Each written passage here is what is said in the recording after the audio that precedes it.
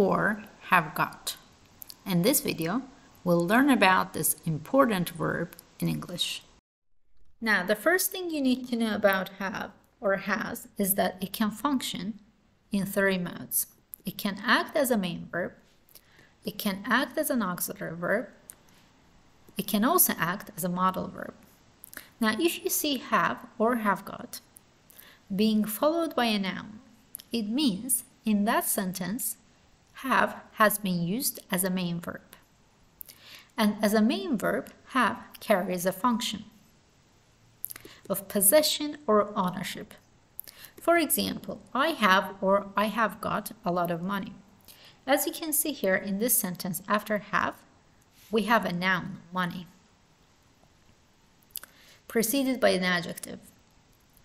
Now, it means in this sentence, have functions as a main verb. It means I possess a lot of money or I own a lot of money. Another example, she has or she has got 2 pets. Again, in this sentence, after has, we have a noun, pets. It means again, in this sentence, has functions as a main verb, and it means she owns or she possesses 2 pets. Now, if you see have being followed by a verb in its third form, it means in that sentence, have has been used as an auxiliary verb.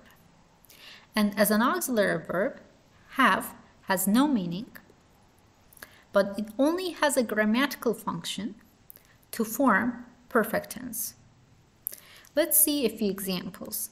The kitten has run out of the house. As you can see in this sentence, after has, we have a verb in its third form. It means in this sentence, has or have functions as an auxiliary verb, and it has no meaning. It only has a grammatical function to form present perfect tense. Another example, the kids have eaten the whole cake. Again, in this sentence, after have, we have a verb in its third form, eaten.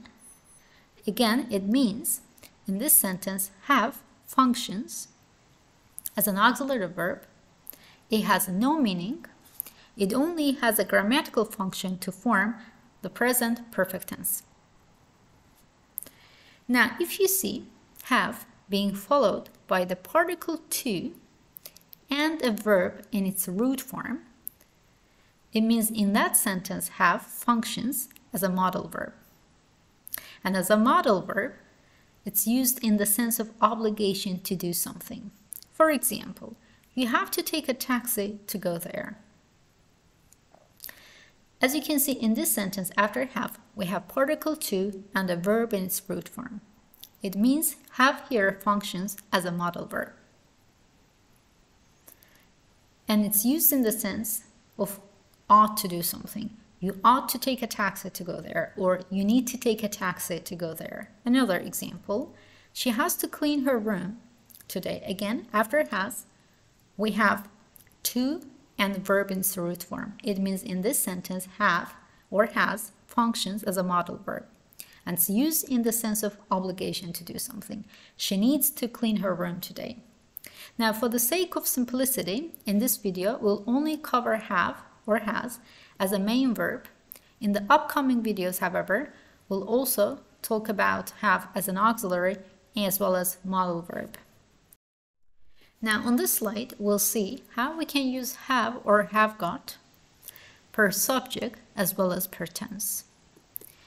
Now, if the subject is a pronoun, in the present tense, it will be as following. I have, you have, he, she, it has, we have, you have, they have. In the past tense, for all subject pronouns, it will be had. And in the future tense, again, for all subject pronouns, it will be will have. In some cases, for the first person singular, I, as well as first person plural, we can also use shall have. Now let's see how we use it when the subject is a noun. Now, if the subject is a plural noun, such as the kids is a plural noun, then in the present tense, it will be have. But if the subject is a singular noun, such as Katie or the kid, then it will be has. In the past tense, again, both for plural as well as singular nouns, we use it in the form of had.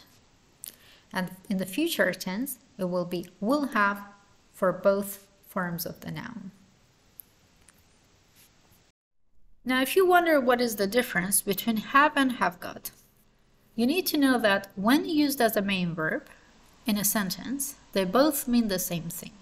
There is not any difference between them. They both mean possession or ownership. It's just that have is more commonly used in American English, whereas have got is more commonly used in British English. However, you will see some grammatical differences between them when we use them in question or negative sentences. And in the examples below, I'll show you that difference. Let's start with this example. You have a red car, or you have got a red car. As we said, they both mean the same thing. Now, if we ask a question to the sentence where we have used only have, the question will be as following. Do you have a red car? As you can see, in this sentence, we formed the question with the auxiliary verb do. Now, if we ask a question to the sentence where we have used have got, the question form will be as following. Have you got a red car? As you can see in this sentence, we did not use do as an auxiliary verb. Instead, we brought have right before the subject. Now, in the negative sentence, it will be as following.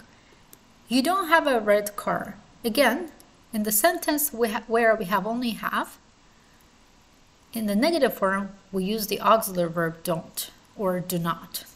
However, the negative form of the sentence with have got will be as following. I have not got a red car, or I haven't got a red car. Again, for the negative form, we do not use the auxiliary verb do. Instead, we put not right after have.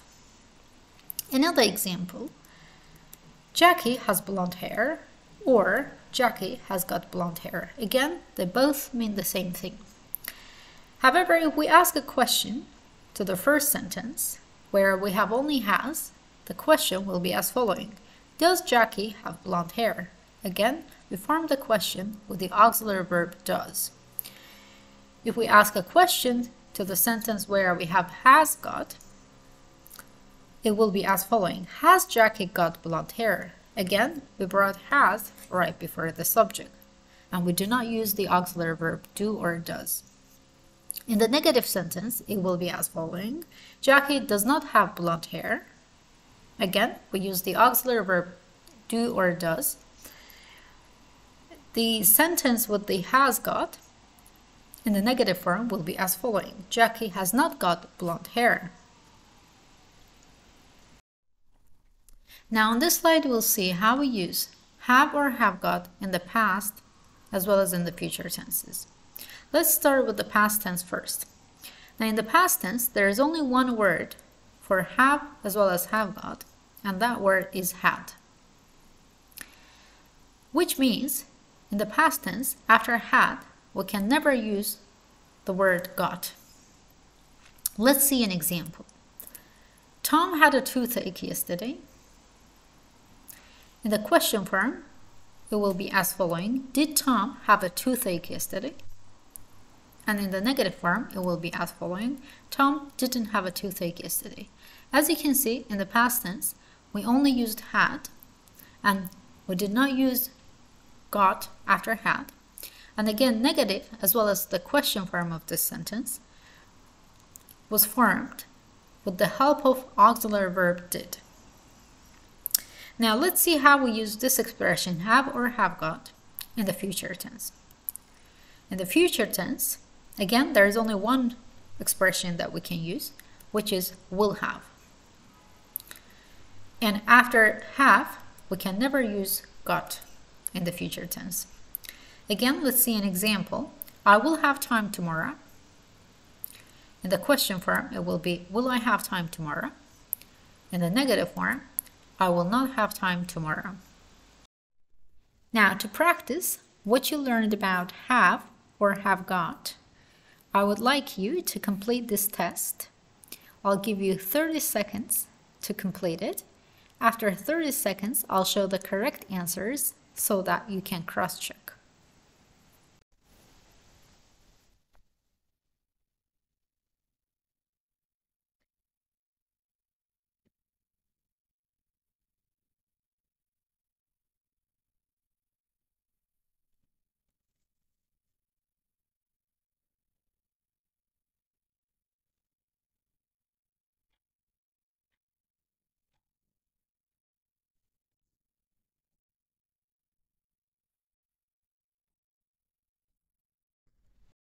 All right, time is up. Let's see the correct answers for this assignment.